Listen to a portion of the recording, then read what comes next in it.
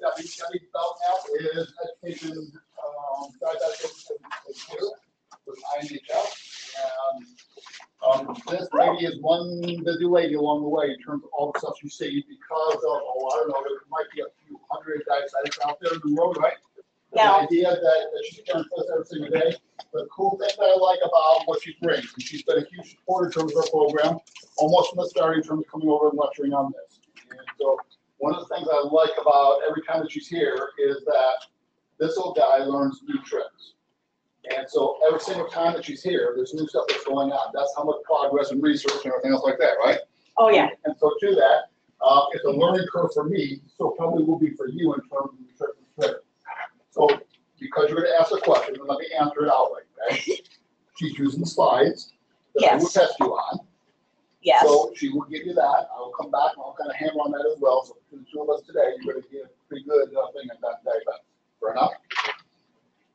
Thank you so much for being here, young lady. You are very welcome. Yours. Huh? Okay. Oh, no, you're very welcome. And again, thank you for the young lady part. Yeah, well, I'm good at that. So I'm a registered nurse by trade and a certified diabetes educator. And I've been doing diabetes education, I'll admit at the clinic, over 25 years, less than 50.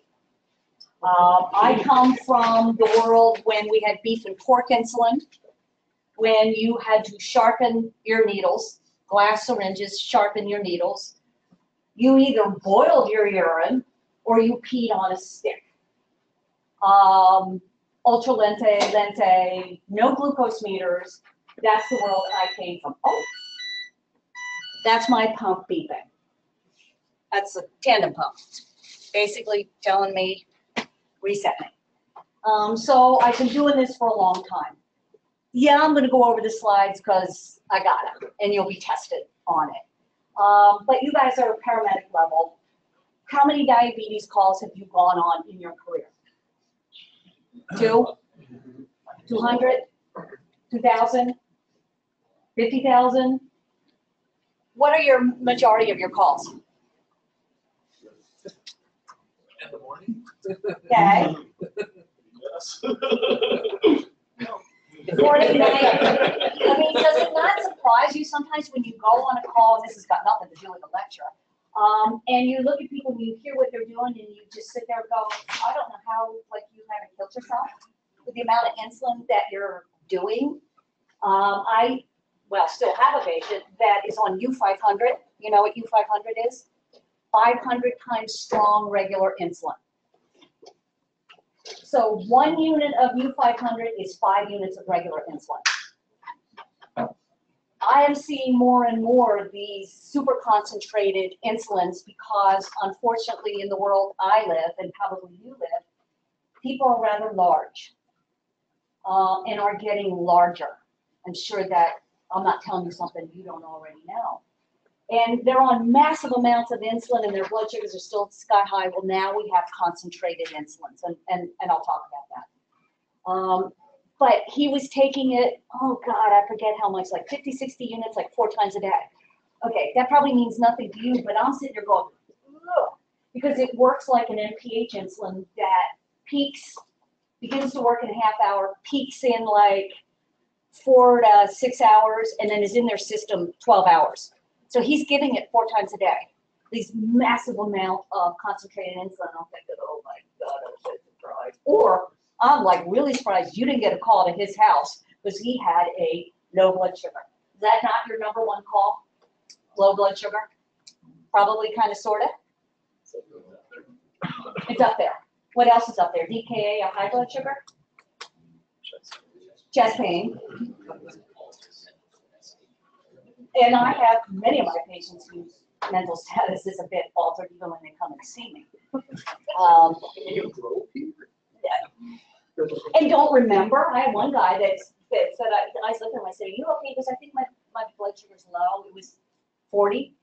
And after I got his blood sugar up, he goes, you know, how long have you been sitting there? And I was like, and you drove? He said, I don't remember. I was like, oh my God. Oh, hush, I hear you. So people do dumb things. They do dumb things. That's why you are in business. And that's why we call them accidents, because people do dumb things. So I'm going to go over the slides because, again, you're going to be tested on it. But part of what I do is I want to give you diabetes in the real world, what I see. Some of the pearls that I have that I can pass on to you. Some of the new medications that are out there, the new insulins that are out there, and some of the other meds. I have toys. I have toys. I have pump toys. I have CGM toys. I have all sorts of little toys that I just want you, because who's seen an insulin pump? Yeah, because you're going to see them more and more. My way, if you had insulin, you're going to be on a pump or a continuous glucose monitor. So I've got stuff that I want to pass around and tell you. So that's kind of what I do. But let us digress and let's do the lecture. Okay. You see if I can work this stupid thing. Woo! So we're going to go over the anatomy, physiology, mostly diabetes emergencies, and there's actually two: low blood sugar and high blood sugar. Neither one is great. High, it'll take years to kill you. A low will kill you like that. So endocrine gland is a ductless gland that secretes hormones directly into the blood. Exocrine is a duct gland that kind of secretes hormones just to nearby tissues. So we're typically talking about in diabetes an endocrine disorder. That's why I work in an endocrinology clinic. So hormones are substances that get released that control certain processes. Specifically, the hormones, or the two hormones that we're going to talk about, is insulin, which lowers blood sugar, glucagon, which raises blood sugar. And typically they do that rather well. The body has this counter-regulatory mechanism that it does that really well. When blood sugars go low, the body goes, ooh, let's stop insulin. So blood sugars go up. When blood sugars go high, body goes, ooh, let's give insulin to get blood sugars down. It's only when people have diabetes or we give drugs where we muck up that regulatory system that people have problems. But when things work in the body, they work very well. So, two terms, these may or may not be on the test. So glycogenolysis is just the breakdown of glycogen to the glucose, mostly by the liver. The liver will store about 5 to 15% glycogen. And it's got the ability, by the process of gluconeogenesis, to convert some of your proteins and fats, about 30% of them, into something the cells recognize as energy, typically glycogen. Now, we are designed for a feast or famine kind of world, still are to this day. Our body isn't looking out of our eyes going, oh yeah, that whole famine thing, not a problem. Feast, oh yeah. Famine, no. We still have feast or famine. So what the body will do is it will store energy in the form of glycogen. Stores it all over the place. It's got two main places it stores glycogen. Place number one is the liver. So about 5 to 15% of the glycogen gets stored in the liver. And like I like to tell patients is liver is kind of like a misbehaving 2-year-old in diabetes. It will oftentimes dump out sugar when it thinks a person needs it, even if a person doesn't need it. So if they don't eat all day and they said to you, I don't know why my sugars are high. I haven't eaten anything. You heard that? Has anybody heard that? I don't understand. Why are my sugars high? I haven't eaten anything. It's because the liver's in there going, oh my God, famine, famine, oh my God, famine. And after 6 hours, will start dumping out sugar. Doesn't know they don't need it. Doesn't know their sugars are high. Isn't in there going, time out guys, got diabetes. Blood sugar's like already 500, not a good thing. It's just in there going, oh, famine. Don't know when the next meal is going to come from. Here it is. Second place where we store glycogen is a hotel in our body that never shuts down. It's open 24 hours a day, 365 days a year. And if the body gets full, the body goes, just add more rooms, and that's our fat store hotel. We can store unlimited energy in our fat stores. Body doesn't care. It's in there going, yeah, give me the insulin. You got it all over, I'll take it.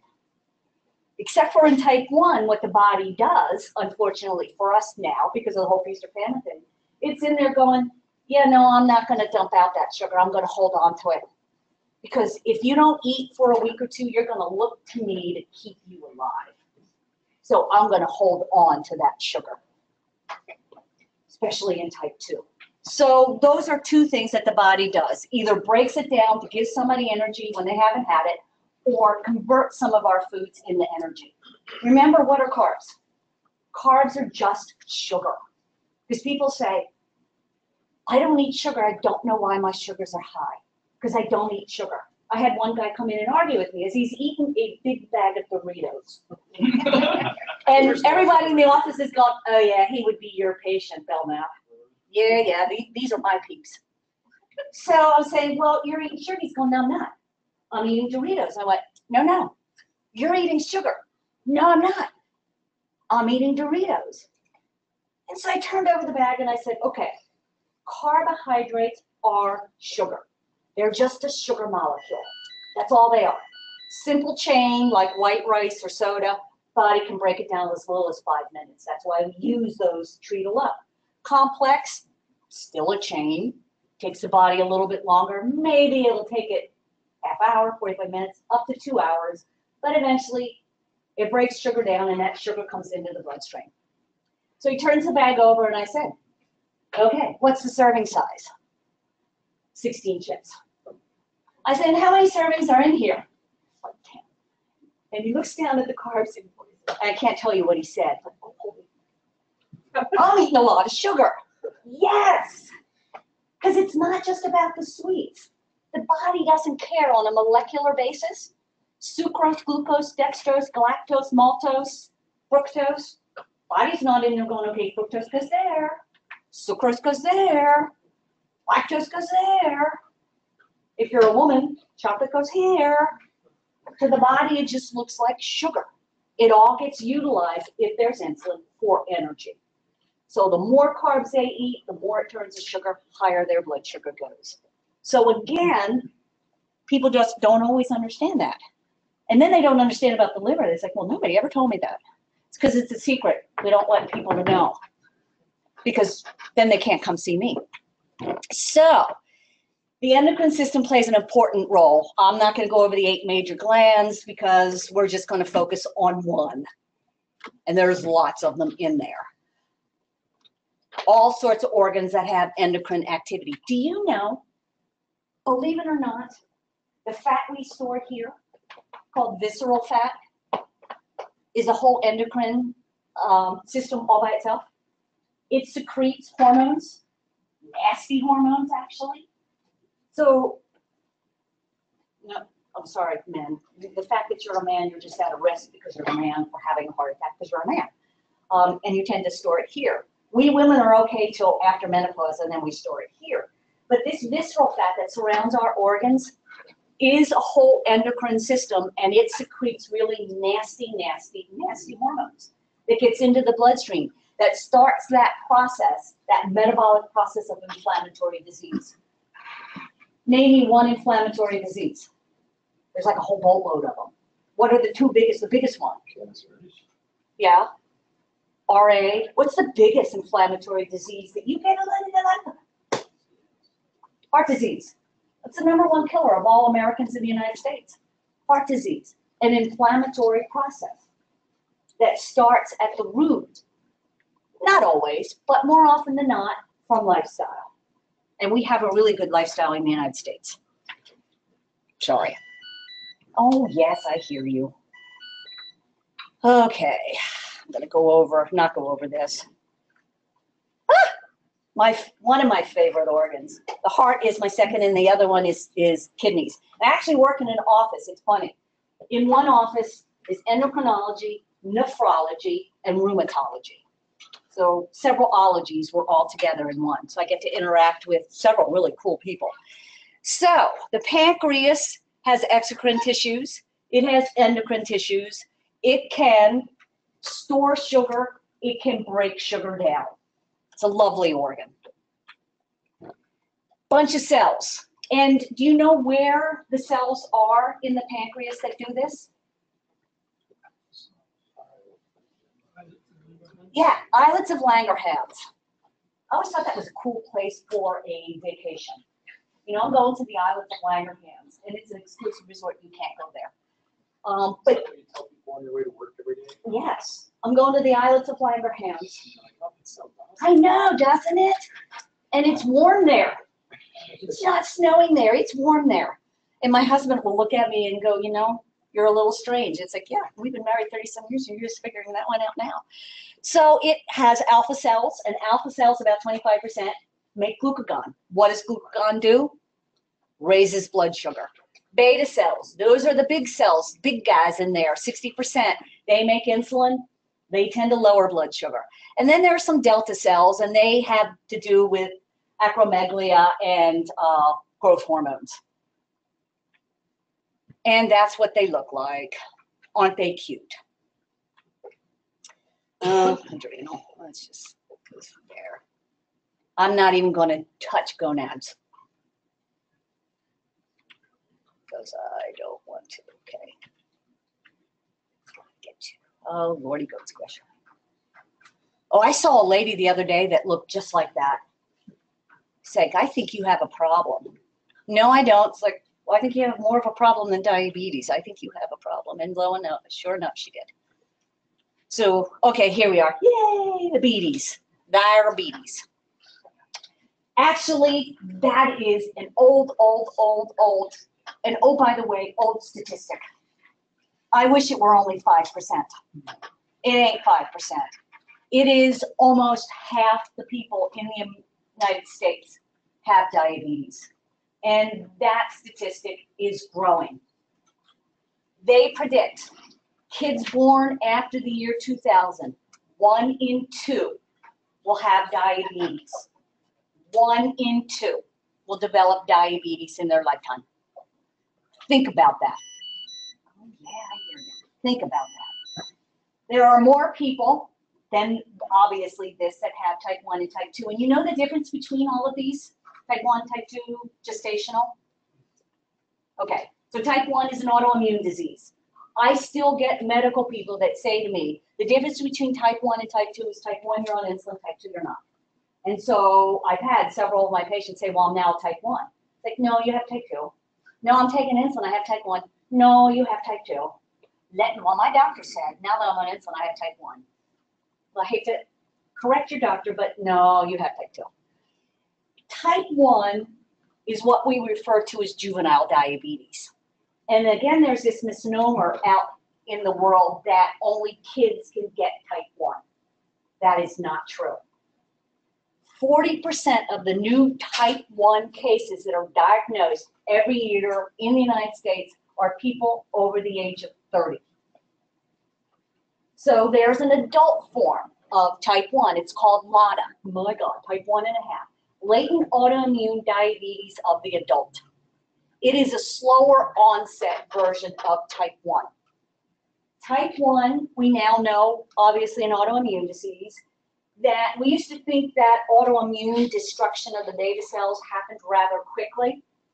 Now we know that it's probably happening over years, and then typically there's something that happens that jump starts, and it destroys a bunch of the beta cells, so blood sugars go up rather quickly, and it seems like it just happened overnight when it's been happening over years. People with type 1.5 or LADA will often look like they're an adult. Sometimes they'll be heavy, but they often will look like somebody with type 2. And typically in my world, except for the endocrine clinic, most people when they get diagnosed and they're an adult get diagnosed as type 2.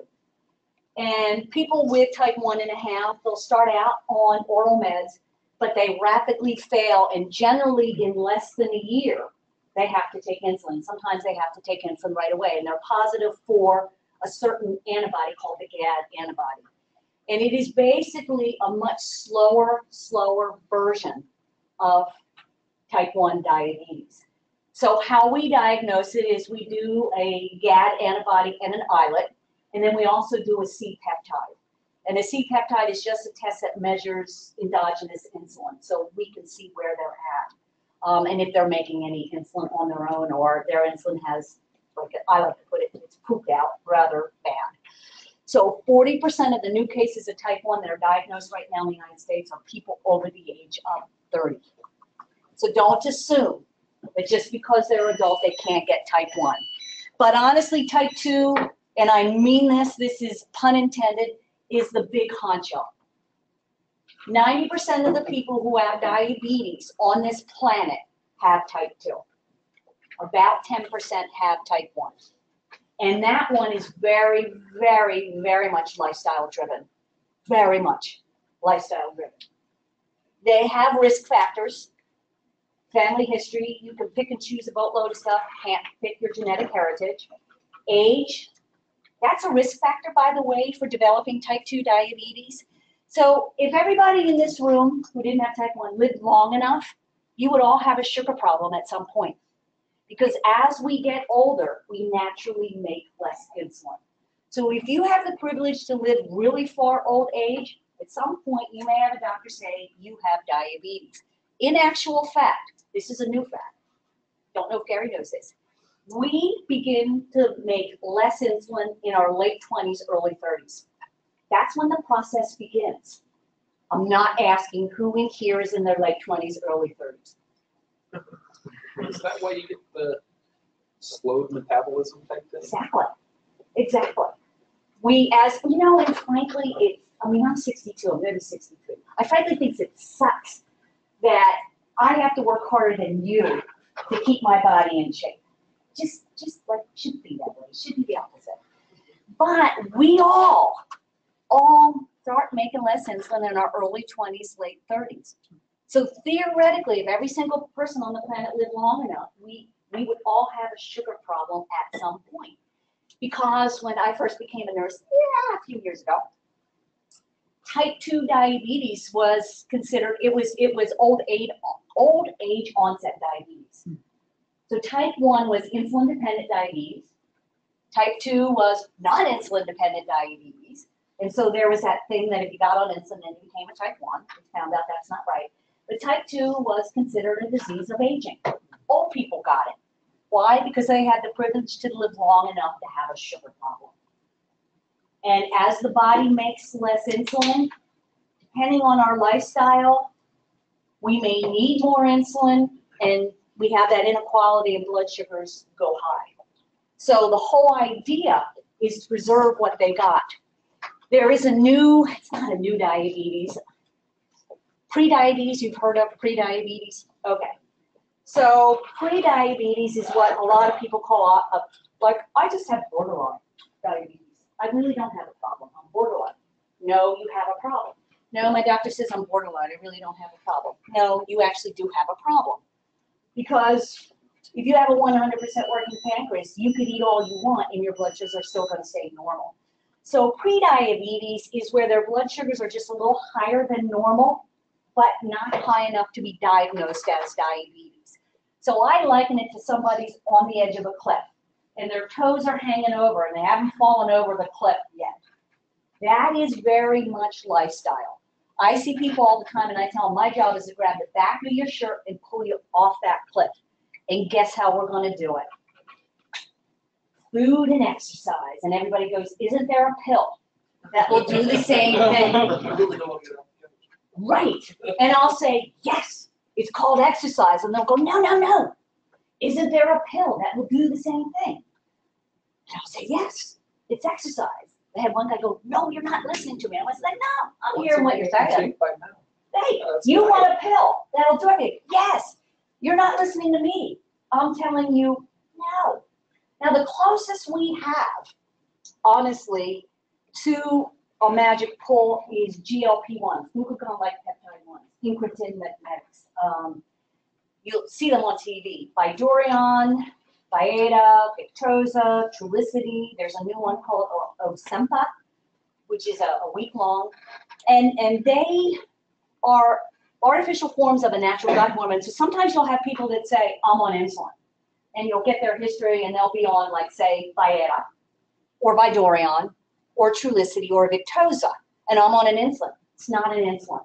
You have to disavow them of that. No, you're not on insulin. It's an injectable. Yes, you are correct, but it is not an insulin. It's an artificial form of a natural gut hormone.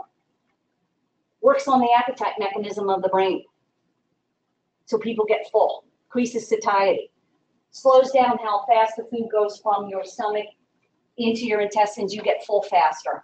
Guess what? A lovely consequence of getting full faster. You eat less, you'll lose weight. I personally think GLP-1 should be on our water. you lose weight. I do. I think GLP-1 should be in our water. You lose weight. Yeah. I mean, really. And I've had patients go, ooh, I'll take it. Like, I don't want to take that shot insulin. But, ooh, I'll take a shot to lose weight. I don't want to have to take that shot to take insulin. Number 3, it makes when insulin you're producing work better. And number 4, it tells that misbehaving little liver, don't dump out sugar. So not only does it help in appetite control, weight loss, it also works in diabetes. Those are really great medications. And there's more coming out all the time. They are injectables.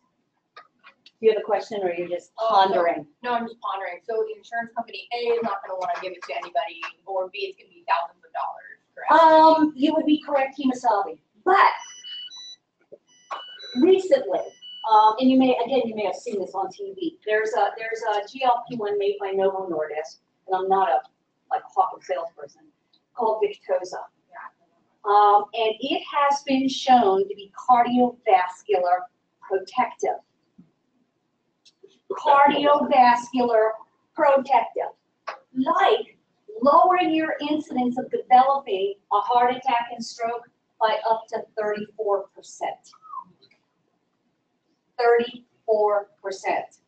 If you've had a heart attack or a stroke, lower your risk of dying for one by 54%.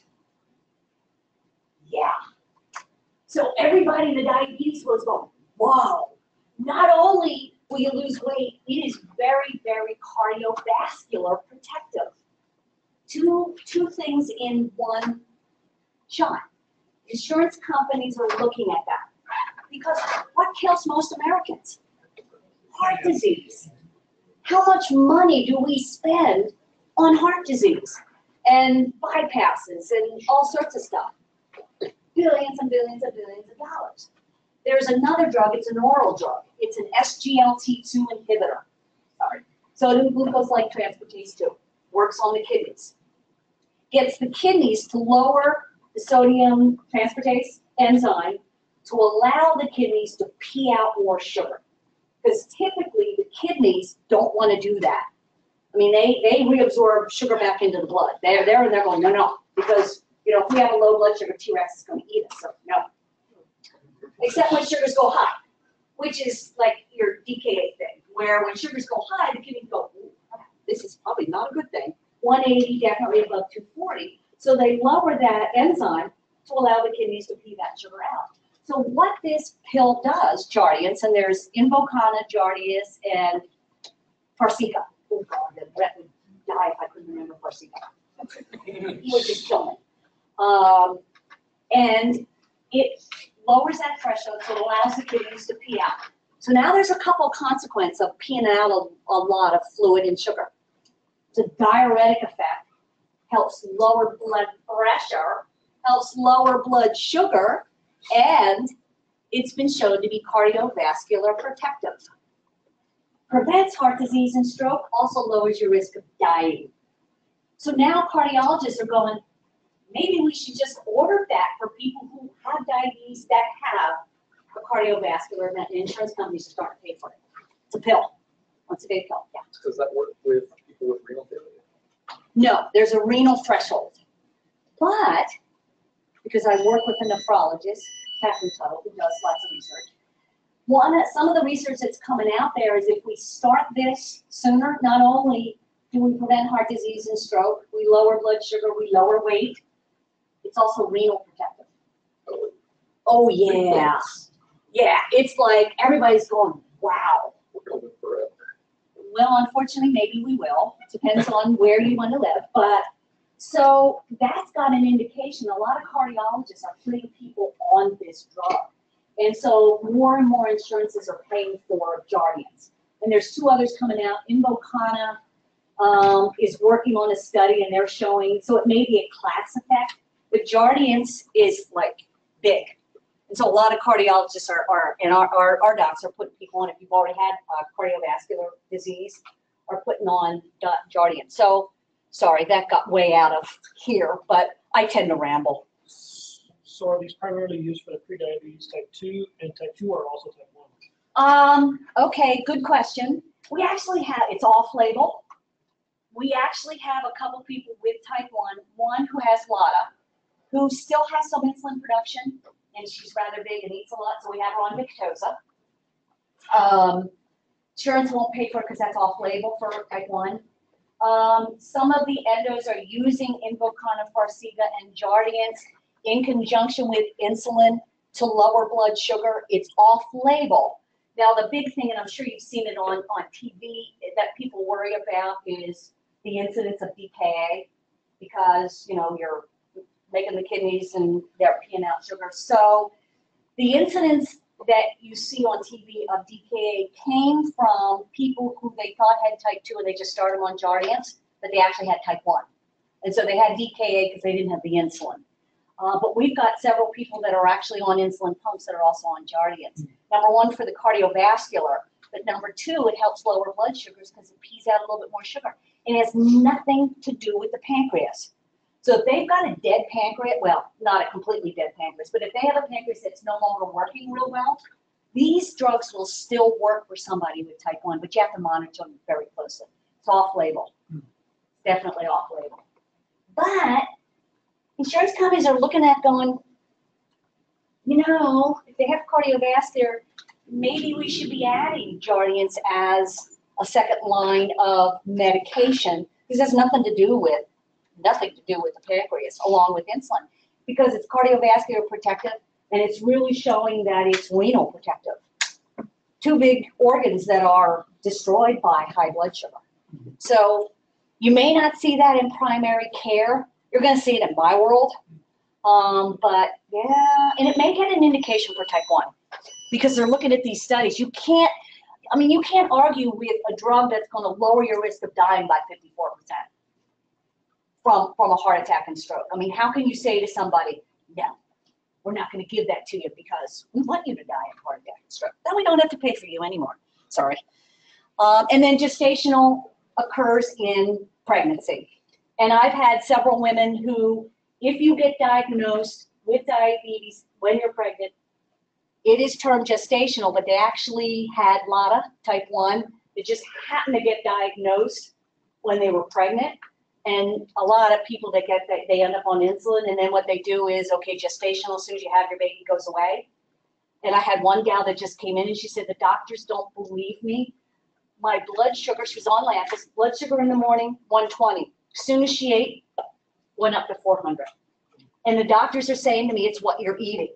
Because she was a little round, rotund, and she was telling me what she's eating, and I'm thinking, you're not a type 2. I think you have late autoimmune, but it was diagnosed when she was pregnant. And sure enough, guess what she has?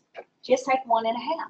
And she's now on insulin, and her blood sugars are in the 200. Because prior to that, she would take a blood sugar, and I love this, on a meter. I had a patient when they go, my meter is being friendly. It says, hi. Oh, yeah, okay. Yes, that's nice that your meter's saying that, but that actually means that your blood sugars are so high, above 600, that it can't measure it. Oh, I just thought it was being friendly, going, hey. Yeah, kind of, sort of, but not really. So all of her blood sugars, except for the morning numbers, were 400, 500, and high. So and the doctors didn't believe her. Thank God she came to our clinic. She quit taking them because she just, like, no matter what I do, my blood sugars are that high. The cure for that is a lovely drug called insulin.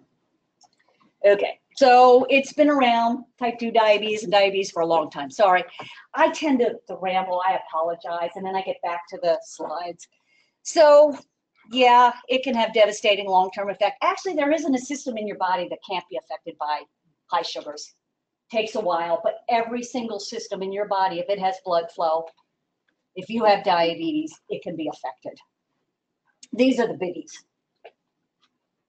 So again, glycogenolysis, breakdown of glycogen to glucose by the liver, gluconeogenesis, 30% of the fats and proteins form glucose stores in the liver, and then that osmotic diuresis is that whole issue with kidneys, that when sugars go up, the kidneys go, oh yeah, this is probably not good, let's get out.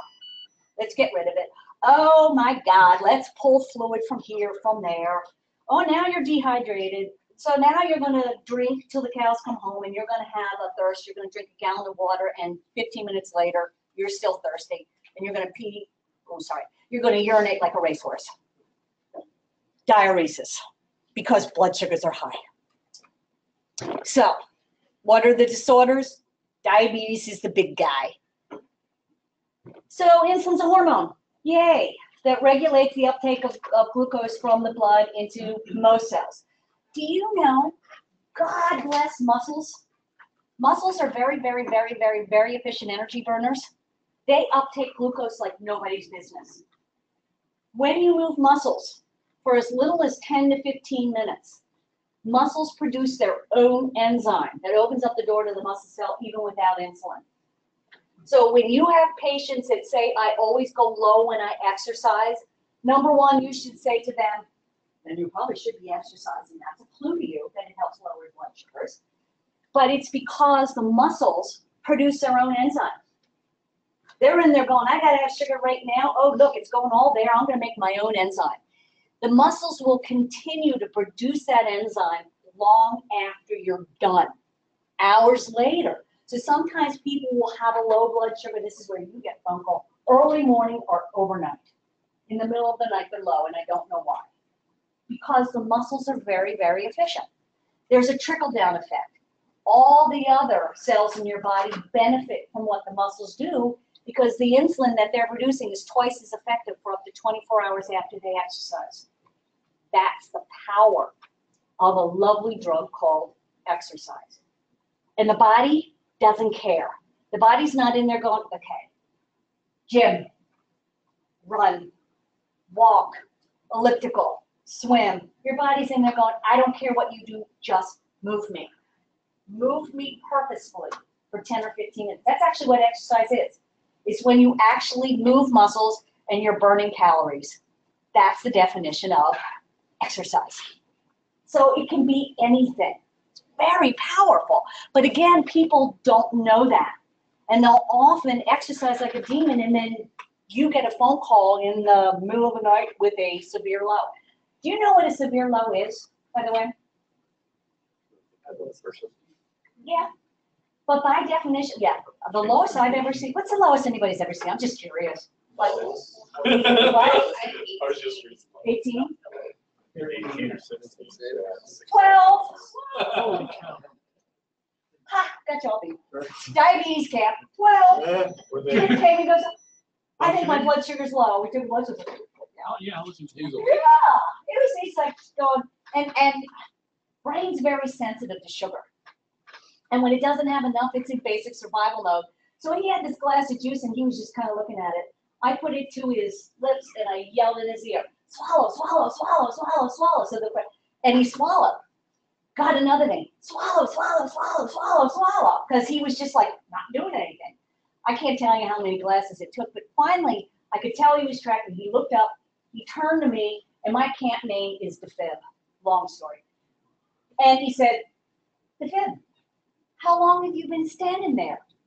I said, oh, about 45 minutes to an hour. He goes, the last thing I remember, I was in my cabin. I don't even remember coming down here. And yet he walked down there with somebody. He was not tracking really well, but that's the lowest I've ever seen is 12. But by definition, all organizations, a severe low is any time the blood sugar is low enough where that person needs outside intervention to handle it. That could be 60. That could be 70. That could be 12. That's what we determine as a severe low. They couldn't treat it themselves. They needed somebody to treat it for them. So with the low blood sugars, is that something that you build up a tolerance throughout your history with it, or do some people just operate fine on lower blood sugars? Some people, okay, if you don't have diabetes, there's a whole lot of people out there that normal for non-diabetics is 60 and do quite well. Now you can make the case for, you know, like you aren't tracking really well. But I have a lot of patients that say, no, I operate just fine at 40 or 50. And it's like, no, you don't. Oh, yeah, I do. And I get them and I ask them questions like, no, you're not operating. So there's a couple things that happen with long-term diabetes. Number one, if they've had diabetes for many, many years, again, the brain kind of gets used to some of that, and they'll get a thing called hypoglycemia unawareness, where they're not going to know their sugars are low until they are like dangerously low. And then all of a sudden the brain goes, oh yeah, this probably isn't good, so maybe you better treat it.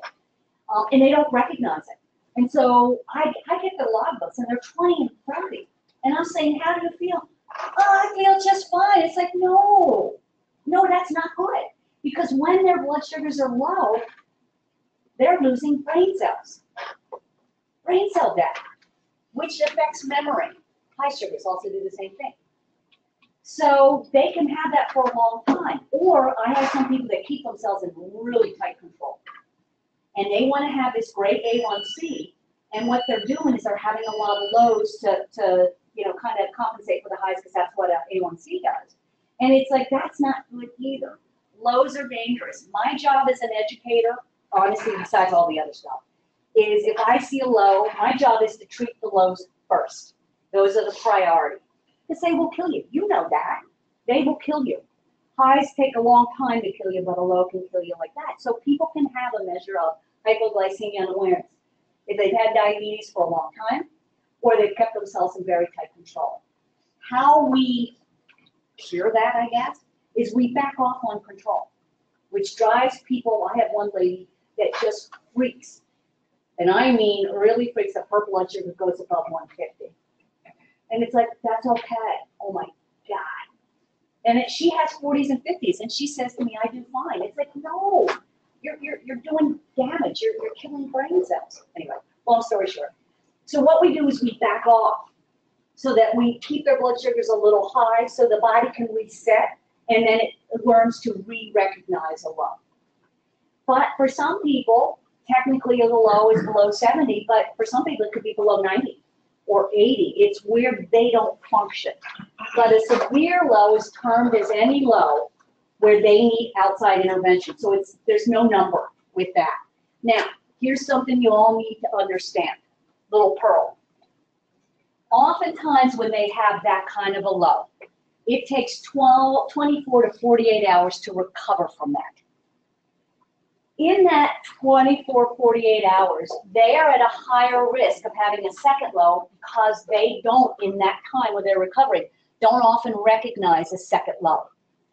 So, good thing you need to tell people when, especially if they refuse to go to the hospital, is, okay, you need an outside intervention. You're at a high risk for the next 2 days of having another low blood sugar and you won't recognize. You need to test your blood sugars really well. Yeah. Does giving D50 throw off their levels for a while too? Yeah. Yeah. I mean, typically what I teach people to do is not D50. It's glucagon.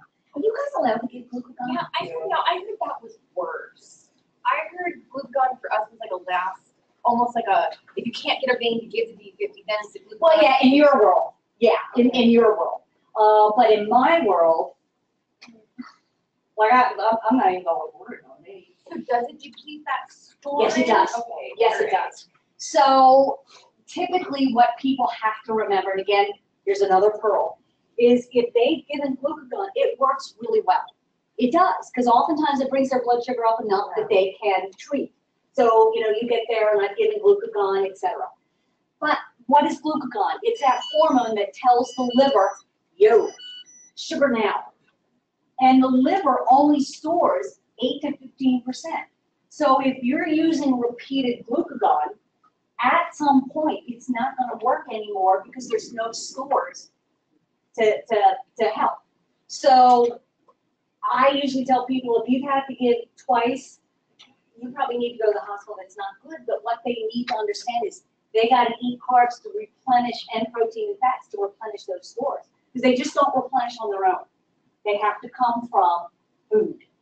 And so glucagon, if you give it several times, after a while, won't work at all. One dose of glucagon, us not being able to get a line, glucagon one time in their experience, not horrible. No, not horrible. Even twice, maybe not Tentative horrible. doses though. Yeah. Okay. Because again, there's 18 to 15%. But you start going Okay. beyond that,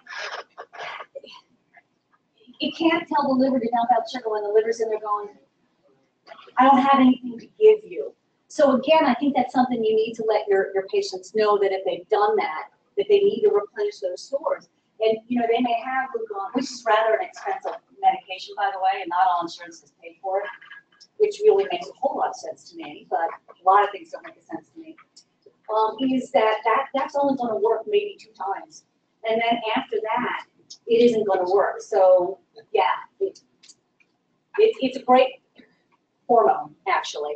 And no, I had a nurse that worked in, oh, she shall remain nameless, that said, no, I'm never going to give glucagon because it damages the liver. And no, it doesn't. No, it doesn't damage the liver. It just tells the liver, dump out some of those stores. It doesn't damage it. No, I couldn't get her beyond to do that. She was a school nurse. Sorry. Sorry. You didn't hear that from me. Okay, so again, insulin's released by beta cells in the islets of Langerhans. And again, it allows us to utilize sugar and allows us to store sugar. Feast or famine. So, anabolism, catabolism. One builds up energy, one breaks down. So it's required for both. Blood sugar, yeah, I mean, this is standard, less than 70. But like I said, I know some people that just don't function. You know, they're in the 70s and they don't feel good. So high sugar, take a little umbrage with above 140, but technically, if you're above 140, that's not normal. So again, people say, well, what's a high blood sugar? And I'll say, and not trying to be a smarty party, which I'm not, I'll say, well, it's anytime your blood sugar is above your target, that's a high blood sugar. Really high. Well, they say, what's dangerous high? Well, actually, it's anytime your blood sugar is above target for years. But when you're talking, oh my God, like maybe I better get thee to the hospital, you're talking 400 or 500. Or when your meter goes high, that's probably dangerous. I mean, I have patients all the time that are living in the 200, 300 land, who have A1Cs of 14 plus. The highest I've ever had was I had a lady who had an A1C of 19.7, which means her average blood sugars was in the 700s. Yes, she had diabetes. Imagine that. Clear question. Yeah. We always ask, you know, what's your average? What do you normally run at? Yeah. And so when they say 200 to 300, would you then consider, you know, instead of a 70 for low, maybe 90, 100? Yeah. Oh yeah. Oh yeah. I get a lot of patients that will say, because they've been living up in high blood sugar land for a long time. Well, you know, we have this body that loves that homeostatic, and it just adapts. Because if it didn't, every time something changed, we would die. So the planet would be littered with dead people, right? So the body gets really used to that. So they actually feel better at 200 or 300.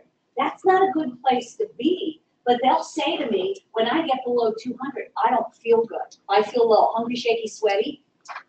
Well, yeah, it's a what we call a pseudo low.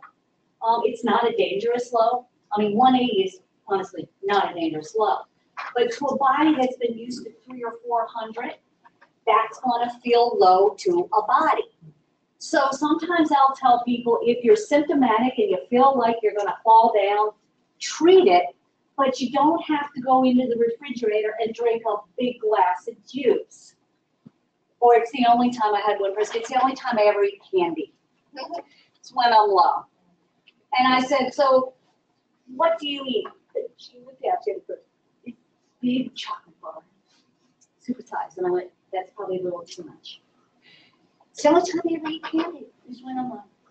So they don't, I mean, a couple sips of milk would be enough. But the brain is saying, feed me. And that's what they do. They literally go on a seafood diet. They see food and they start eating. So in that case, what we try to do is kind of get them maybe about 200, like say 150 to 200, rather than going from there to, okay, no, you have to be less than 130 for good control. It's probably not a good thing. And so sometimes I will tell them, you know, for right now, if you're below, say 150 and you're symptomatic, treat it. So there's lots of targets out there. I mean, you hear targets all the time. Which target do you go for? You probably have a target that's your routine. But ADA has a target, ACE has a target, American Academy of Clinical Endocrinologists, sorry, American Diabetes Association, and then there's normal. So ADA, which is what most people will use, American Diabetes Association, their targets for good control is a morning number pre-meal 80 to 130 and a post-meal between 80 and 180. That's their targets. That will get somebody to an A1C of 7% or less. Endocrinologists, if it can be done safely, their targets are fasting pre-meal 70 to 110 and post-meal 70 to 140. Normal, no diabetes, morning 60 to 99, post-meal 60 to 120. Those are normal blood sugars. So people get confused all the time. And so a lot of times, if they're like real high, like what you were asking, I'll give them the ADA targets because they're safer than the ACE targets. Or I'll say to them, you know what? I'd be real happy if we can get your blood sugars between 150 and 200 for right now. So if you're below 150 and you're symptomatic, I want you to treat it.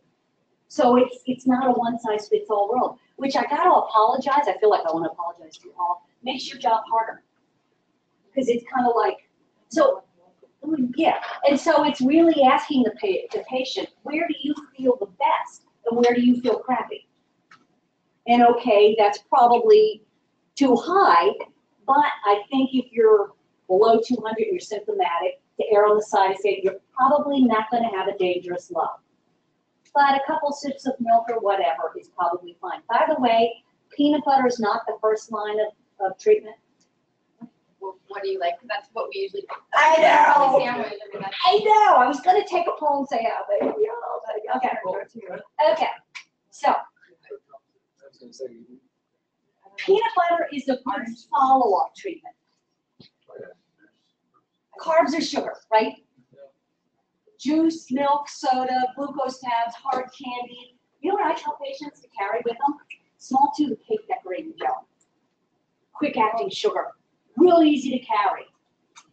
And it's cheap. You get glucose gel, which is gaggy. And by the way, if you get it in your hair, it's great as a gel. Like it sticks. And it's gummy. I don't care if it's lemon or orange. It is like gaggy. It's in this big tube. And it's like $10. You get a small tube of cake decorating gel, it's like $1. And it tastes better. It's smaller, and it's actually got some taste to it. So you want them to have quick. Something that can get in the blood sugar in less than 5 minutes. After 15 minutes, if they're still low, they need to repeat. Once their blood sugar is okay, a secondary treatment is which works really well, is peanut butter. Because it's got carbs, but it also has fat and protein.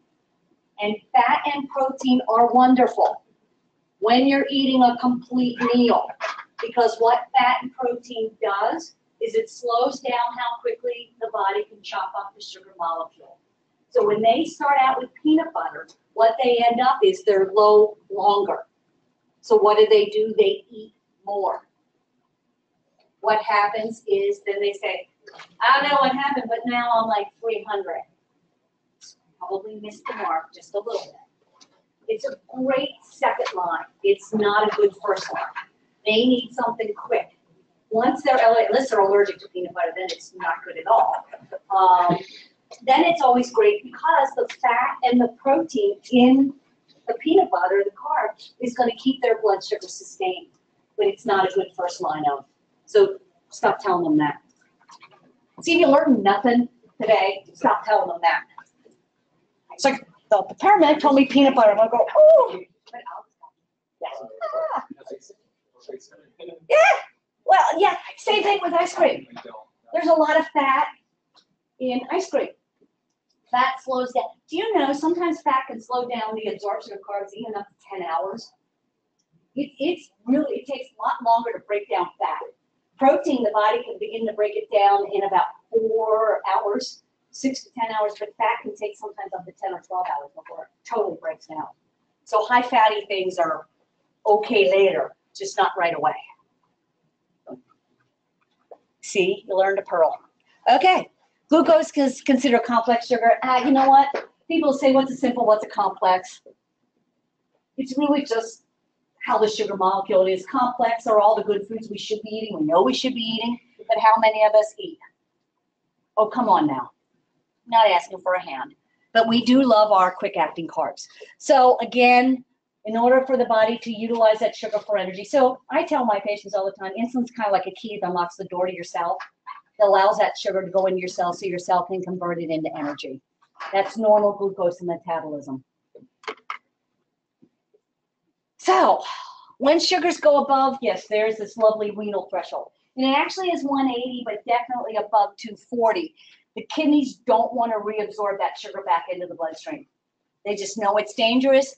They inhibit that glucose transportase 2, and they want to pee that sugar out in the urine.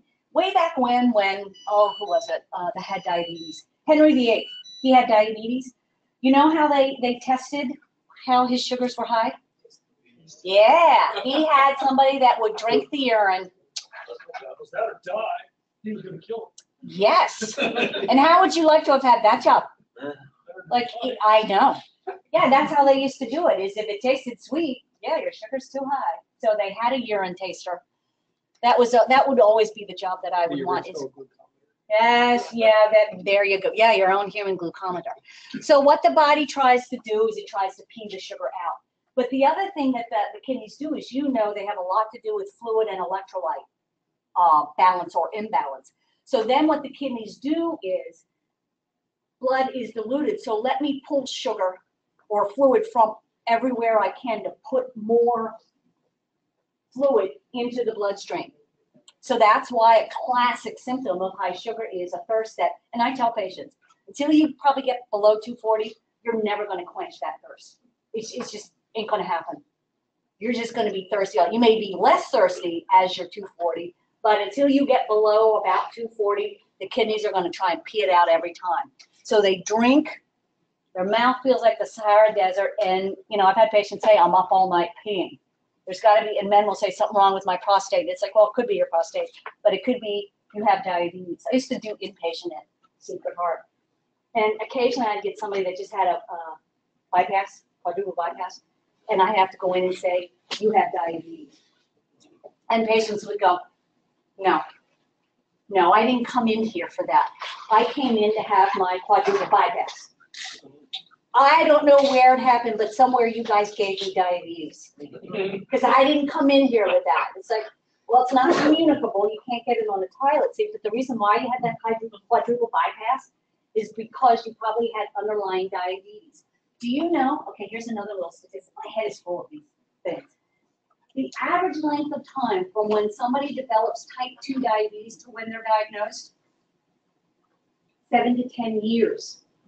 They've had diabetes for 7 to 10 years, oftentimes before they're diagnosed. So what brings them into the mainstream is a complication. Bypass. Ooh, I don't have diabetes. Yes, you do. No, I don't. So diabetes is defined as not enough insulin. Body can't use carbs and fats for energy. It can't store them. So again, type 1, you'll still hear it, especially with the JDRF, you'll still hear it as juvenile diabetes. But again, remember, 40% of the new cases of type 1 are people over the age of 30. It's my pump just basically telling me you got to reset me. It is characterized by low insulin production. Generally, as the autoimmune process kind of continues, they'll have practically no insulin production. They'll have a C-peptide of like 0.1. Normal, and again, don't ask me why I know this, but I do. Normal is 1.1 to 4. That's a normal C-peptide. This isn't a test question, but do you know what a C-peptide is? Again, just a little. So when the insulin comes out of the pancreas, out to the bloodstream, it's attached to a C-peptide molecule, this protein. And as soon as it comes out of the pancreas, it breaks off. And then the insulin does its hoodoo voodoo. And then the C-peptide, which is this kind of useless protein, the body gets rid of. So by us counting the C-peptide, we can see how much what we call endogenous insulin they're still making by measuring the C-peptide. And so normal is 1.1 to 4. So a lot of my patients are like 0.1. It's like you ain't making diddly poo. You are insulin dependent. And I get patients all the time, and I'm sure you do, that say, you know, I read on the internet there's a cure for diabetes. Really? Yes. And you people don't want us to know. Do you get that?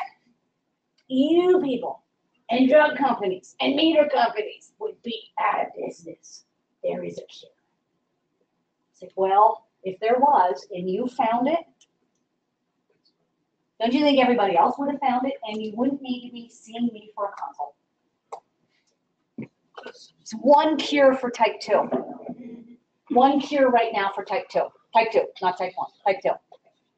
Well, there's that. Cure. Gastric bypass surgery. Roux-en-Y. I know you're all looking and go, what? Not banding, not sleeve, Roux-en-Y. Gastric bypass surgery. When they started doing this in the metabolic world, and people had diabetes, what they found was after a Roux-en-Y, their blood sugars normalized within days of surgery, irregardless of the weight loss. Irregardless of the weight loss. So you know what the Roux-en-Y is, where it bypasses all of that down to the lower part.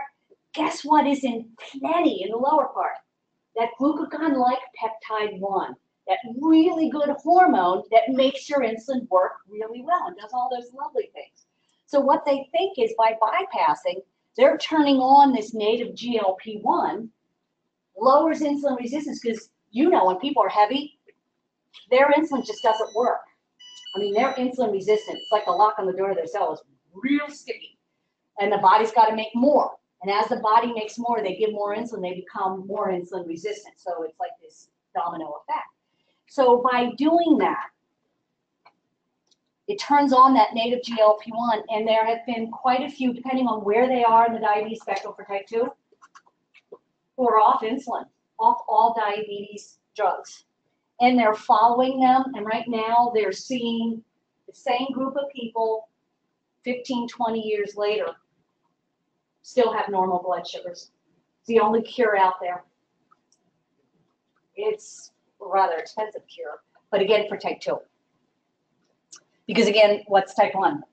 They're not making any insulin whatsoever. However, we had a young gal, 24, close to 400 pounds, type 1, on an insulin pump, taking ungodly amounts of insulin. And she just had gastric bypass, and it was like I hadn't had experience with adjusting pump settings with somebody with type 1 that had gastric bypass. I couldn't find anything anywhere. I found one article. And it said just reduce everything by 50% post-surgery. So I did. We've even had to reduce more. Her A1C is now 6.3. She has lost 76 pounds, and she's taking half the insulin she was taking prior to the surgery. Now, she's always still going to have to take insulin, but there's that magic of the GLP-1, her native GLP-1. So, about 10% of the people who have diabetes have type 1. Type 2, more common form, old age onset, slow onset. It does have the ability that they may have to take type 1 or they may have to take insulin. People with type 2 typically go into this HHNKS, hyperglycemic, hyperosmolar, non-ketonic acidosis. But interestingly enough, every once in a while when a type 2 is really, really, really sick of dehydration and dehydrated, they actually can make ketones. They typically don't, but they can make ketones. Just throwing that out there. Typically, type 1 goes into DKA, diabetic ketoacidosis, and type 2, their big emergency is this. It's managed pretty well. Yeah, this is how we try and control it. But how do you manage it? Do you know if they're in DKA or do you know if they're in HHNKS? No. How do you manage it when their blood sugars are that high? Yeah, right, exactly. So where you come from, the treatment is the same because blood sugars are like way up there in the stratosphere. It only kind of, I don't want to say matters. what happens when they get into the hospital. But you know what? Particularly where you're going to see this is in the elderly. When they get really sick, they are particularly vulnerable to this. Because you know, they can get really sick. I mean, they can have something and in 24 hours, they can be really dangerously sick. So they're particularly susceptible to this when they get sick. Gestational, well, if they truly have this, I love that. It's a temporary diabetic situation. It typically is, and it all has to do with the pregnancy hormones and in particular prolactin. But they are at a much higher rate, over 50% of them, if they do not control their lifestyle, within 10 years will develop type 2 diabetes. Women are very motivated when they're pregnant. Well, most of the time, most women, sorry.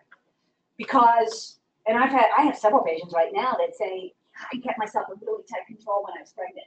And then once they were no longer pregnant, they just sort of slacked off because they had somebody else involved in this.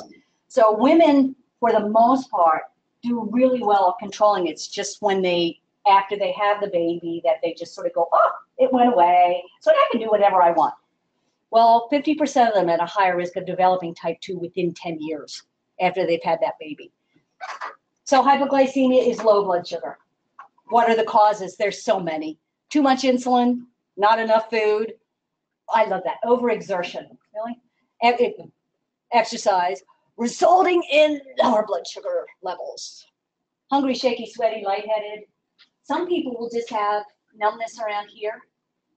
And that's the only sign that they'll have. So some people, these are the typical signs and symptoms, but some people will have atypical signs and symptoms.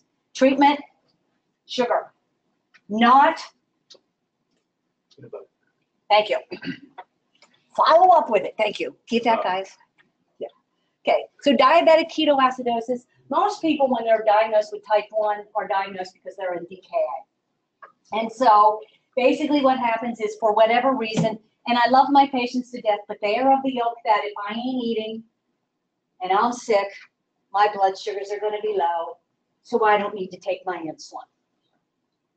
Well, oftentimes their blood sugars are much higher when they're sick because of stress hormone. And sometimes they need more insulin rather than no insulin. Or they have a lousy home life and they quit taking their insulin, they go in the hospital, and all of a sudden they get a lot of attention. I have one gal that does that. God bless her, I'm working with her. She is a work in progress. So they don't give insulin. First thing the body does, the energy or the cells say to the brain, I'm hungry, feed me. Gotta have energy. Brain goes, oh, let's trigger off the appetite mechanism. Eat, eat. What do most people go for when they're hungry? Do y'all go for broccoli and cauliflower when you're hungry? Who goes for that? Yeah, we go for carbs. We go for carbs. Like, let me eat my weight in spaghetti. It's good for me, right? Yeah. Okay, so we go for carbs. So what does that do? Raises the blood sugar up even more. So what do the kidneys do? Kidneys kick in, osmotic diuresis. So now we have fluid and electrolyte shifts going on in there, and the cells are still saying, I'm hungry, feed me. So eventually the cells go, fine, I'm not getting it from you. I gotta go somewhere. Ooh, I remember that hotel that doesn't shut down and it's got a lot of sugar in there. The fat store hotel. Let me go to the fat stores. And so what that happens without insulin is they rapidly break fat down for that sugar.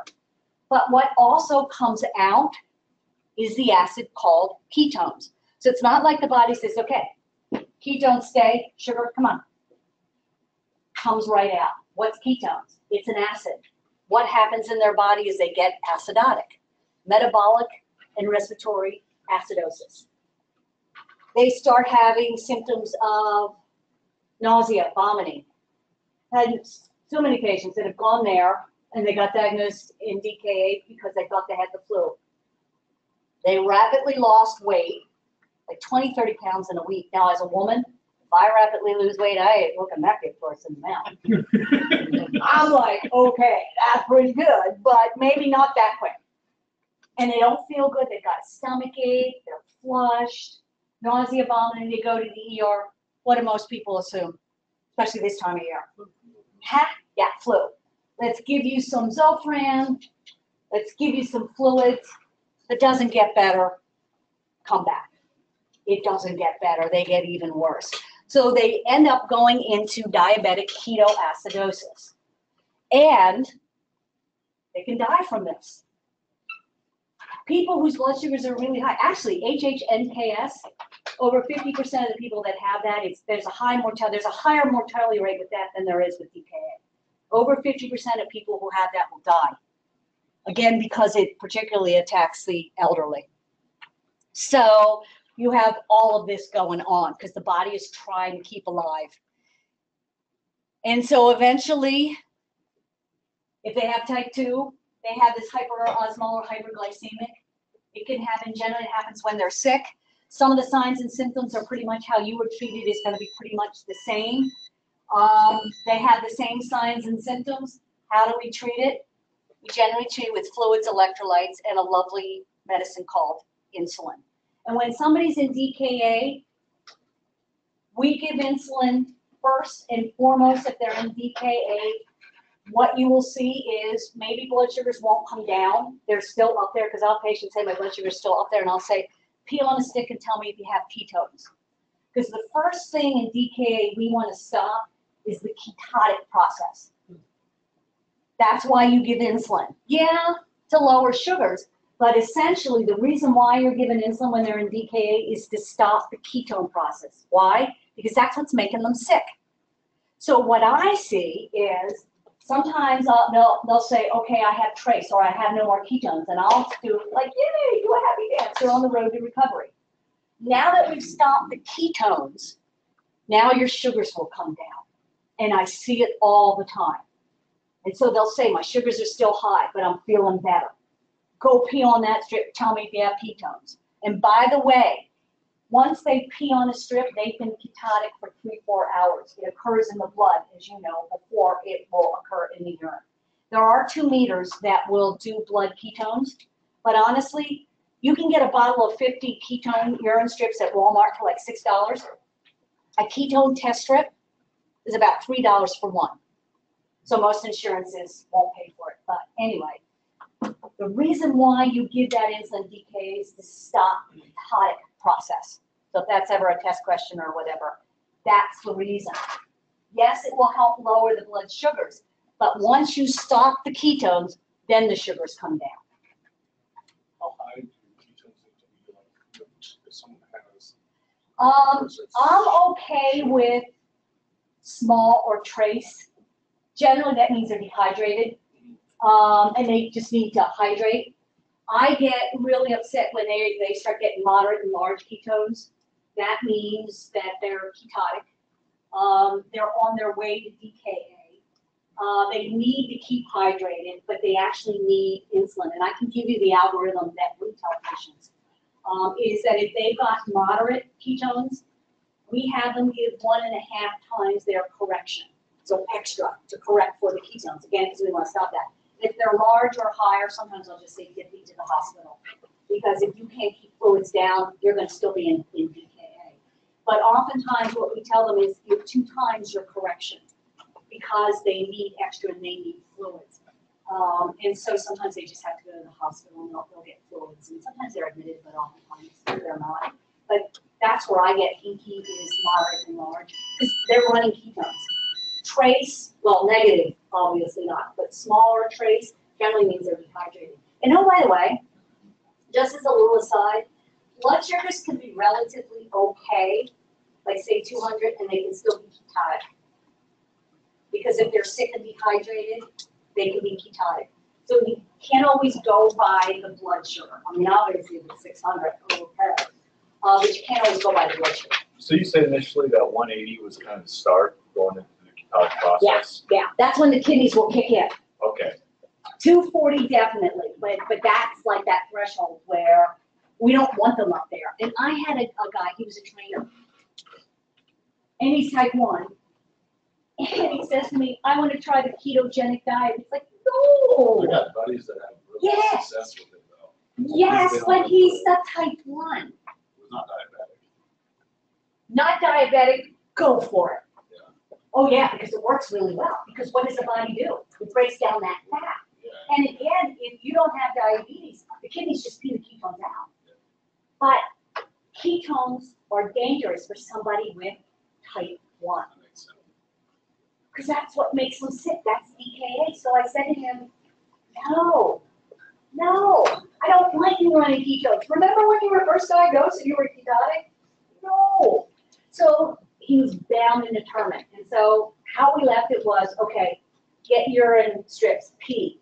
If you are trace or small, hydrate, I'm okay. But if you are start running moderate or large, you got to back off on that diet, man, because that's what's going to make you sick and you're going to land in DKA. But no, it works really well. Oh God, yeah. No, it works really well. It's kind of akin to like the paleo diet. No, it works really well.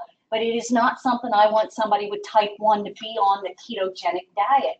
Ketones aren't good. Not good. Not good for type 1s.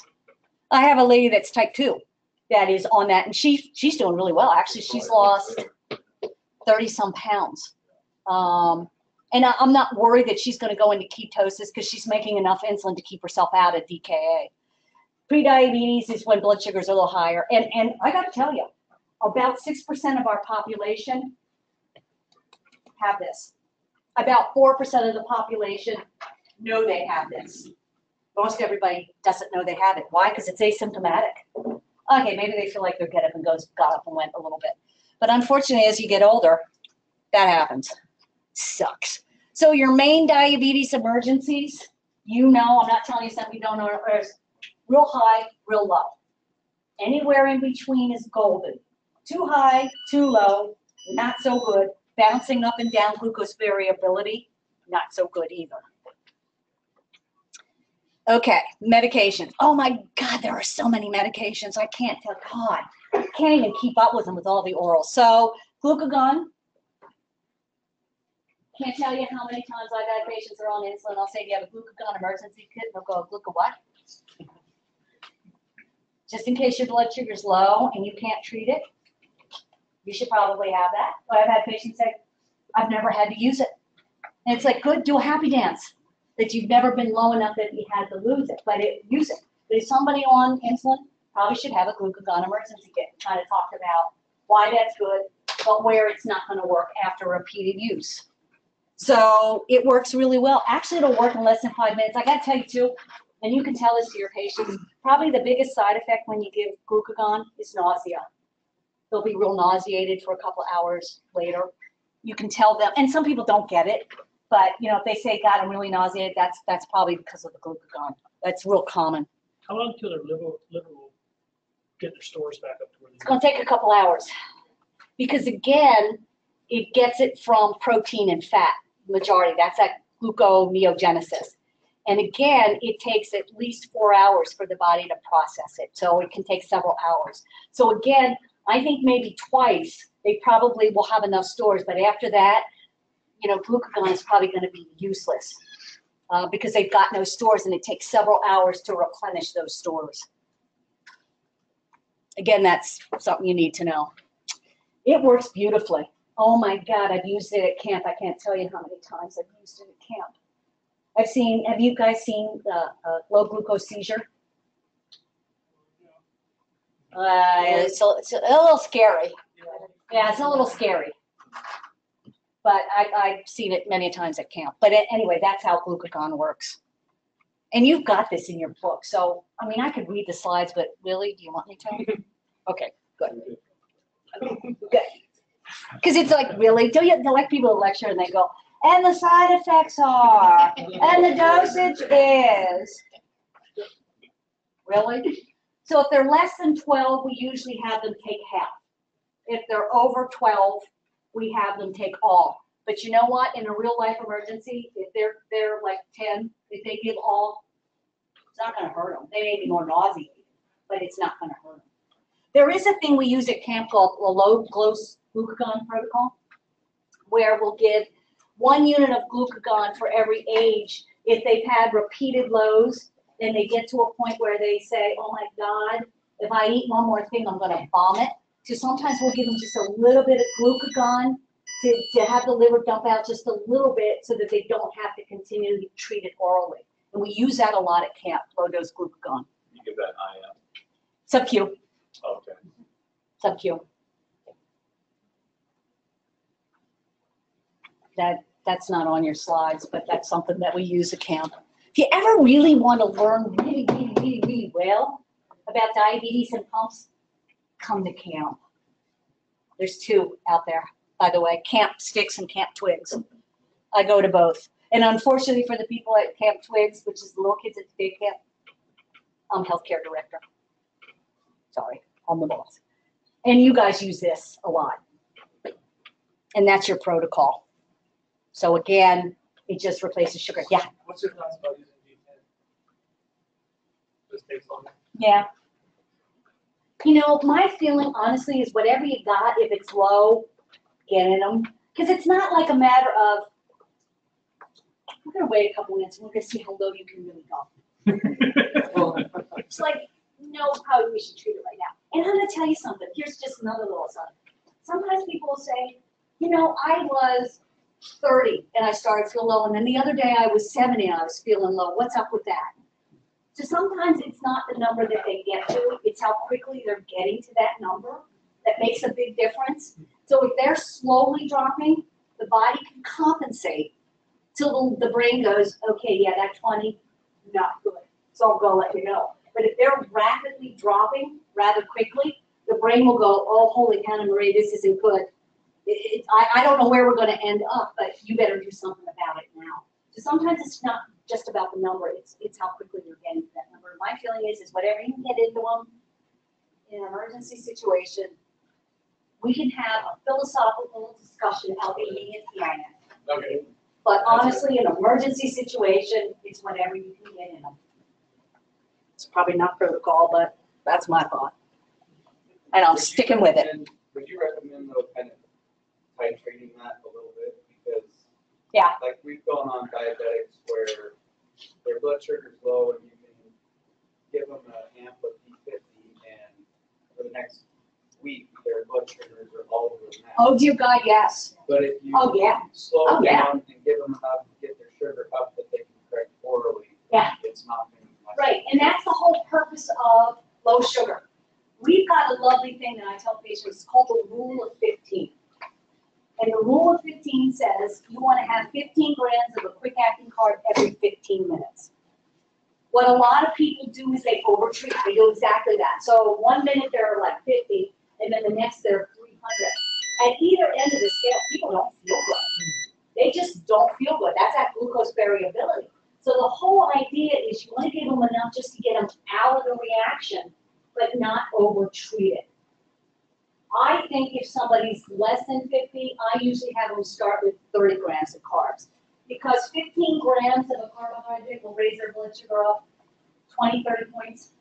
So if they're, say, like 60, it'll raise them up okay. Whereas if they're below 50, they need a little bit more to get out of the danger zone. But I agree with that, I think you should titrate. But a lot of times people are like, they just, and then the next thing you know, the patient's 400. And they feel really crappy. Well, they felt really crappy when the blood sugar was low, too. So yeah, that's glucose variability. That's not good either. And that's been shown over years to do as much damage as chronic highs and chronic lows, that glucose variability. Well, you know what insulin is. And there's a boatload out there, honestly. There's long-acting and there's short-acting insulin. You know how a normal pancreas makes insulin. Every couple of minutes, 365 days a year, a normal pancreas will secrete just a little bit of insulin all the time.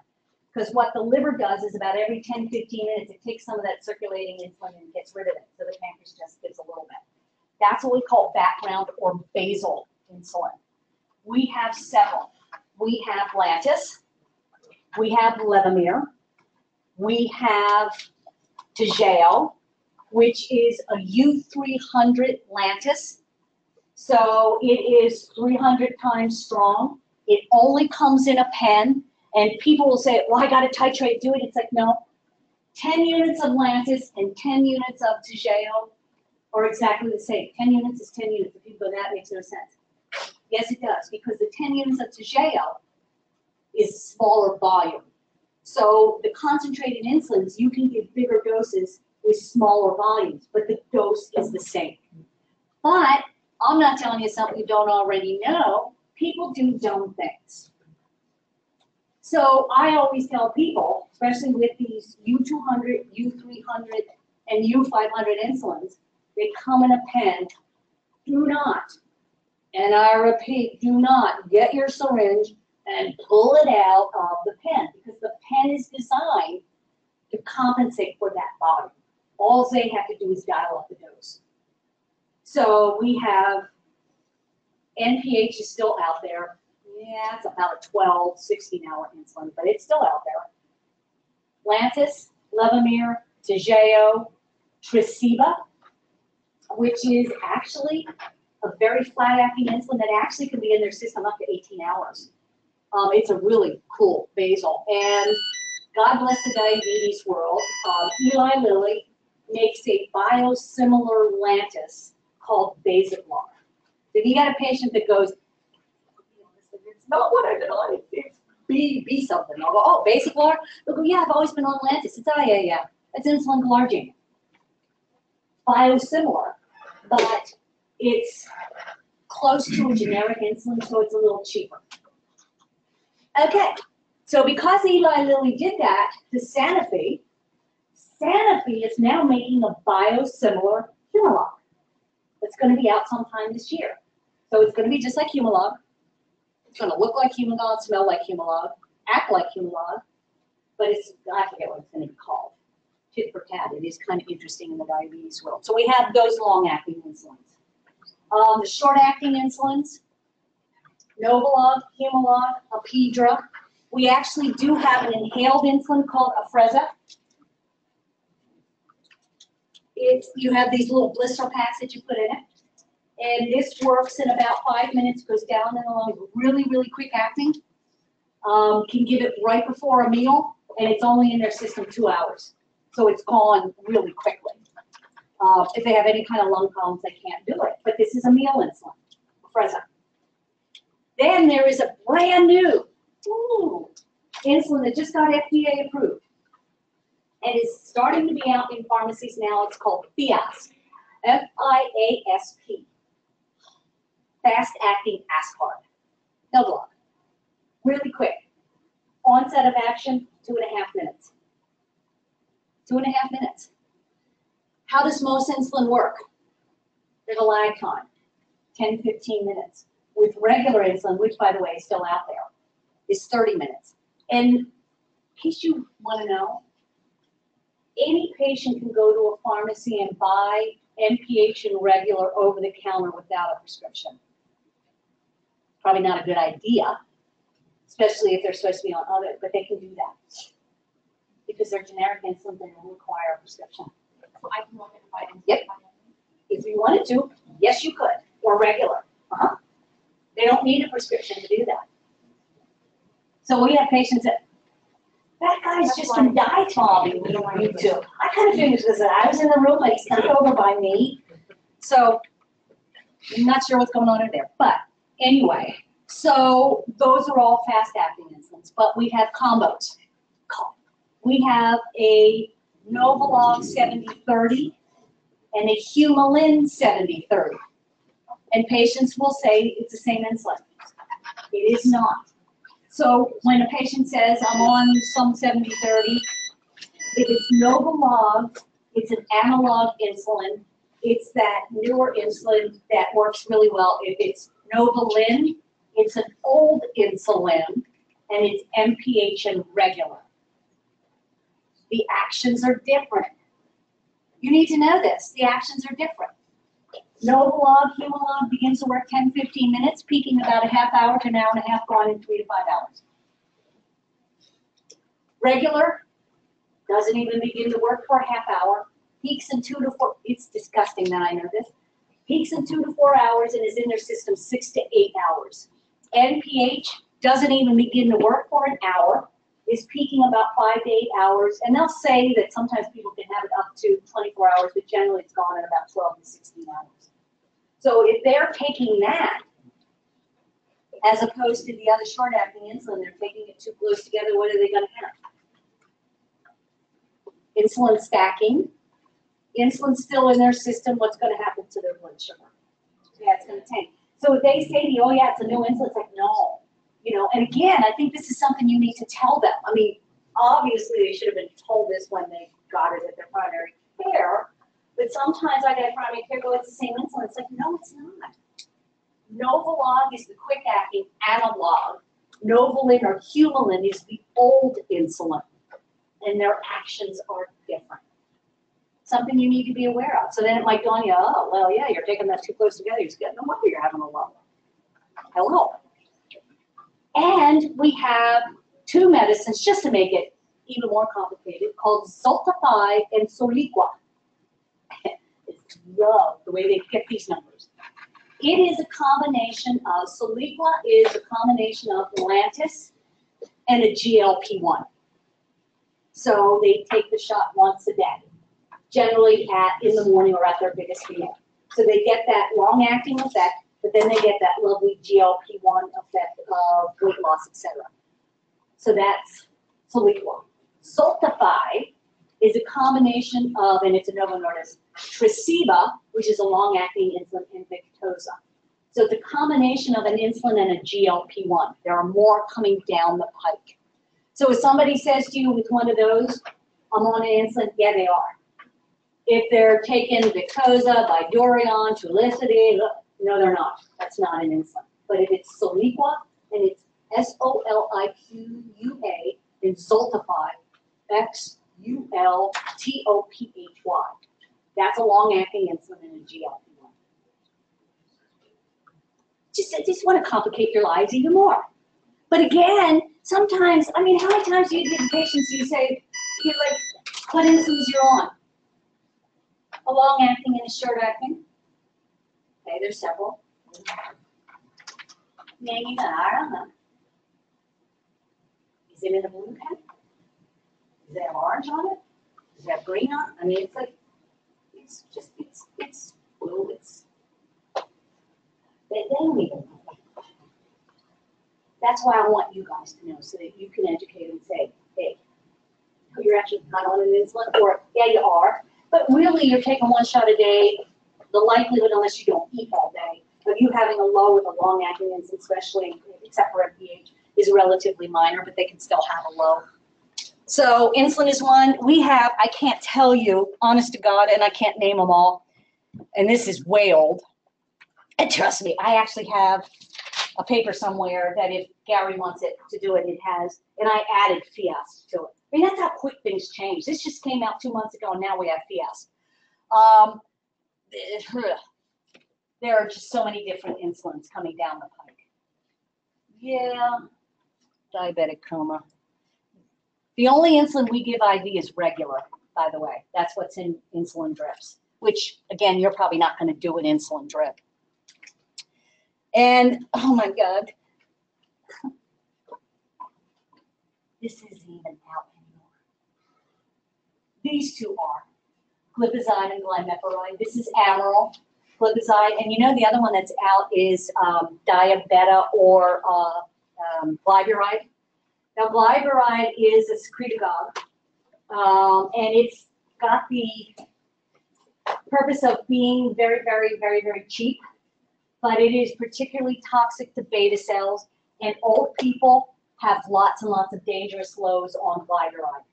It's not a good oral medicine for them to be on, glyburide. Typically, not that this is even better, but this one they'll have less lows on. Bigonide, the biggest one, is metformin, is still out there, and it's been out there for 20-some years. Very well tested.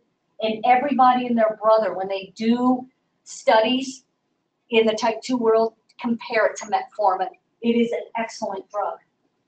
It keeps that lovely 2-year-old little from dumping out, makes insulin work better, heart protective, lowers triglycerides. It's actually cancer protective, liver cancer, pancreatic cancer, breast cancer, colon cancer.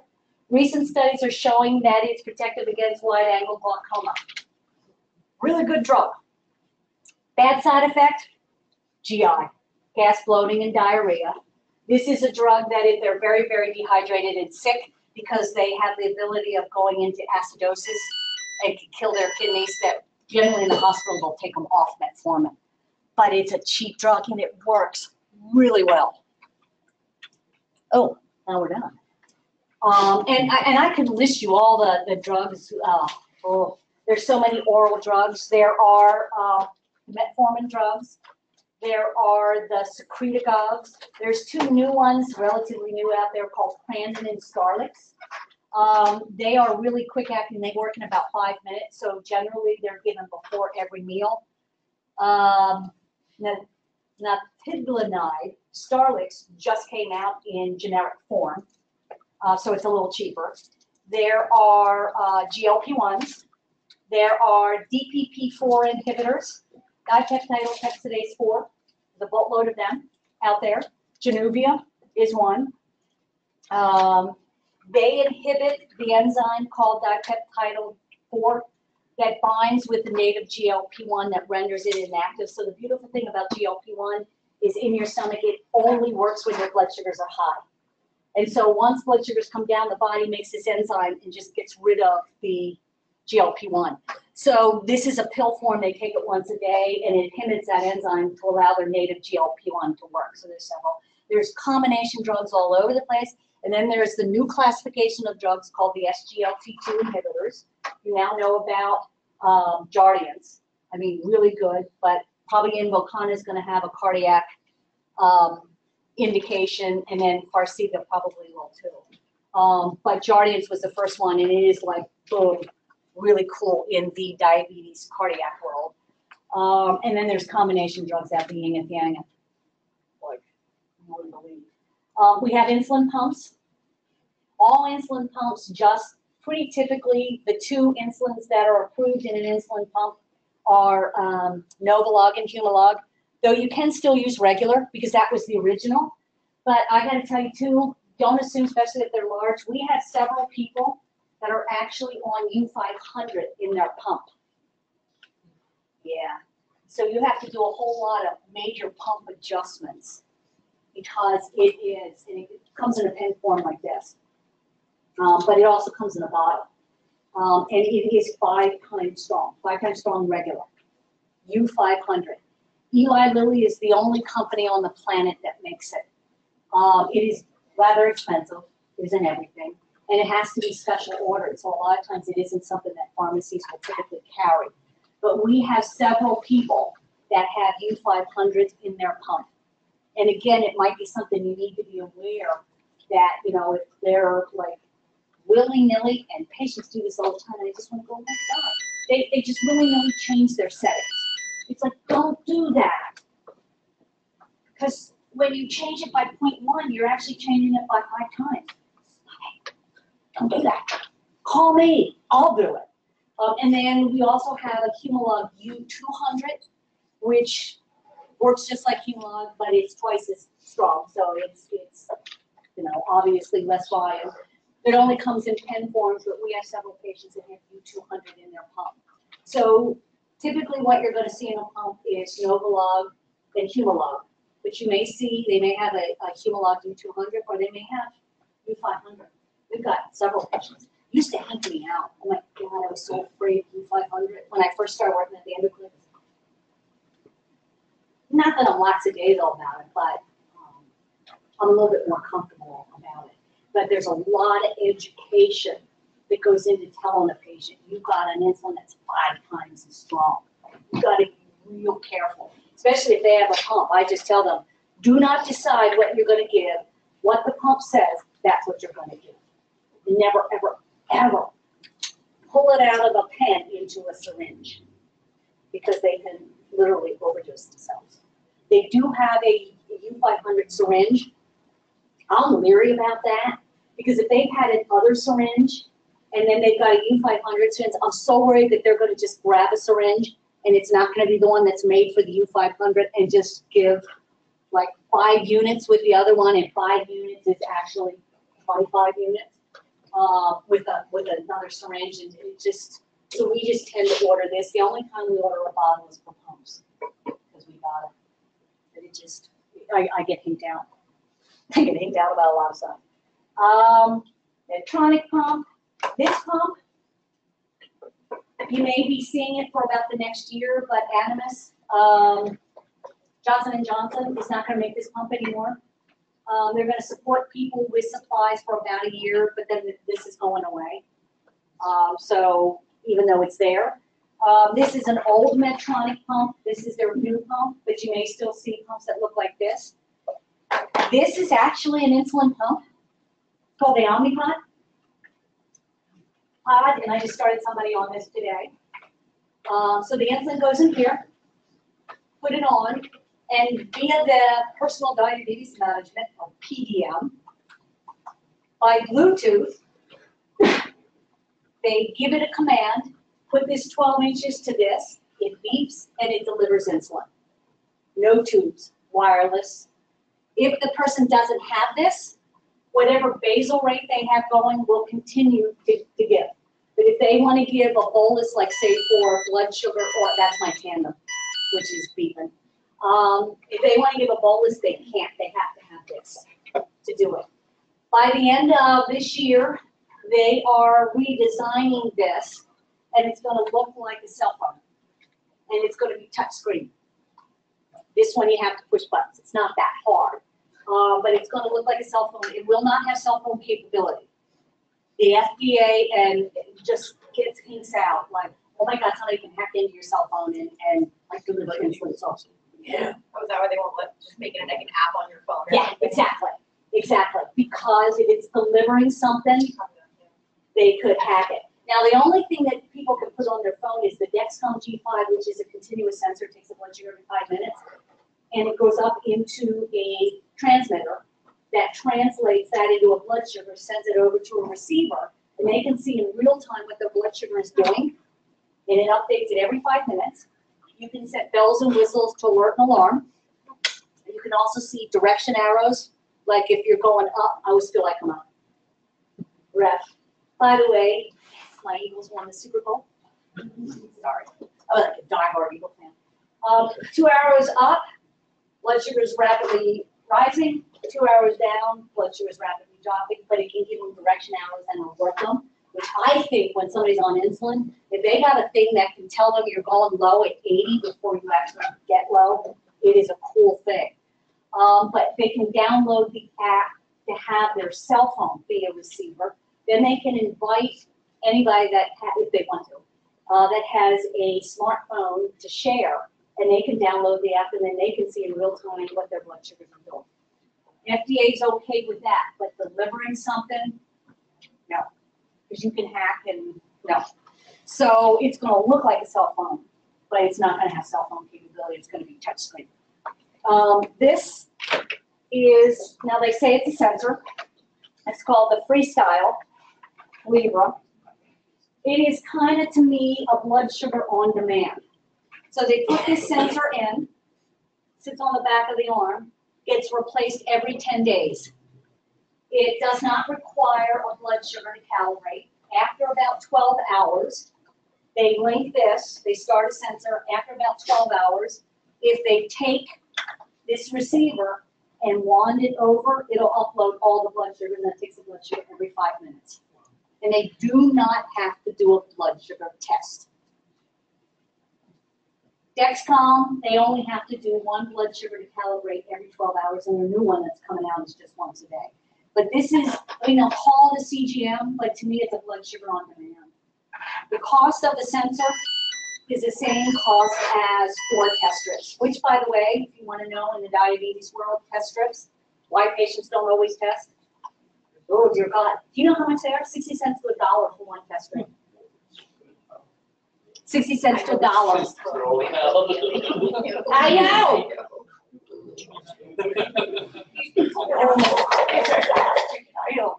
Oh, 60 cents to $1 for 1. The little container that has like 50 of them in there, it's like this size or 50, 60 bucks, yeah. Yeah, right. So as, I just want you guys to be aware so that when you spill them all over the place, yeah, no big deal. Oh yeah, because Medicare, they're not on insulin, will only pay for them to test on an average of once a day. Yes, God bless our government. Sorry. My taxes. If they're, I know, if they're on insulin, Their taxes too, though. woo, if they're on insulin, they'll pay for them to test up to 3 times a day. Grandparents. Those little, and a meter, everybody and their brother would be more than happy to give you a free meter. Yeah. That's the easy part. It's the test strips that are high ticket items. You know, kind of, you know, when they're out there and you're like, they go all over the place, you go, oh yeah. Oh yeah. It's like, that could be $50, $60 to that patient. That's a big deal. Yeah, we don't get So you have there as well, okay. Yes, well, yeah, well, yeah, telling you, they're like 60 cents to $20 for one scary meal. Yeah, they are. Now, a lot of times I'll tell patients, there's whether you're adamantly opposed to Walmart or not. Walmart has a meter called the Rely on Prime. It's about $16, and for a bottle of 50 test strips, they only charge $9, which is pretty good. You know, so sometimes patients can't afford the test. Sometimes, I mean, you know, with insurance, they get in the donut hole, and what are they going to do? They're going to eat liver, they're going to pay for their insulin. Do you know in the last, okay, now I got on soapbox. But do you know in the last couple of years, insulin has gone up by 400%?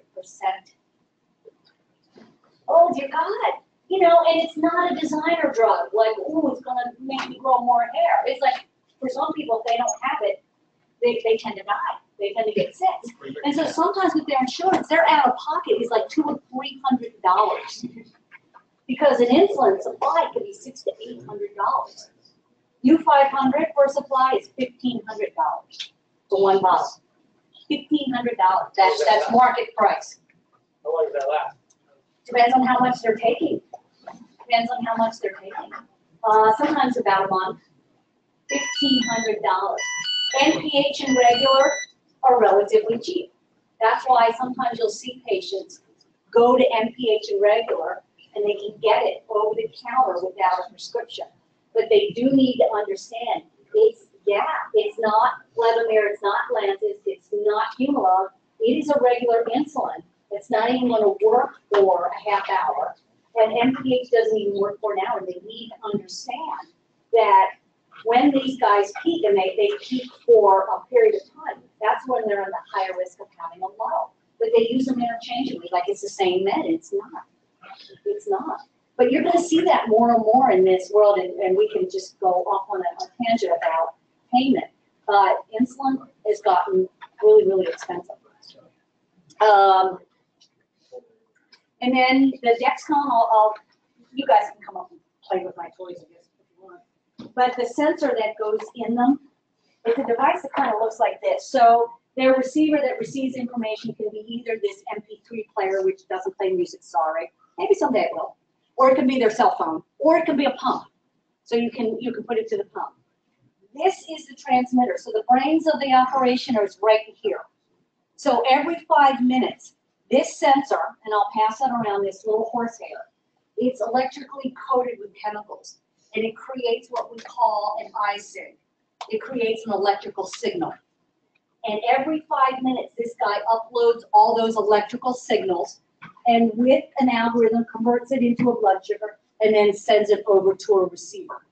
So periodically, it's got to have a blood sugar to compare it to, one every 12 hours. But they only have to test twice a day. And this sensor stays in them 7 days. And they get alerts, they get alarms. Two of the sensor, like this sensor with this pump, with the sensor will actually shut the pump off if they go below a certain level, whatever you send. It'll suspend on low or suspend before low. And then if they don't acknowledge it, it'll stay suspended for 2 hours and automatically come back on. Tandem, my one that's been beeping,